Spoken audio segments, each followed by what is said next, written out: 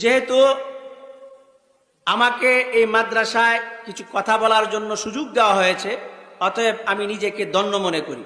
কারণ আমাদের এই গ্রামের কিছু বৈশিষ্ট্য আছে।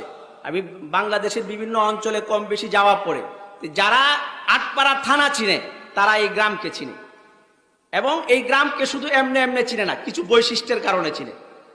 প্রথম বৈশিষ্ট্য হলো এই গ্রামটা আটপাড়া থানার মধ্যে সবচেয়ে বড়, ঠিক কিনা? এবং দ্বিতীয় বৈশিষ্ট্য হলো এই গ্রামে এমন একটা মাদ্রাসা আছে যে মাদ্রাসাটা সবচেয়ে পুরাতন, এবং এই মাদ্রাসাকে নাফিদবাড়ি মাদ্রাসা বলে চিনে সবাই। শুনো, এই মাদ্রাসা কইলে চিনে না, নাফিদবাড়ি মাদ্রাসা। 3 নাম্বার আরেকটা বৈশিষ্ট্য হলো এই মাদ্রাসায় এমন একটা ঈদগাহ আছে যে ঈদগাহটা ঢাকা না, মানে আটপাড়া না, নেত্রকোনা ডিস্ট্রিক্টের মধ্যে এইরকম ঈদগাহ নাই, যে পুরা গ্রামের মানুষ কয়েক কিলোমিটার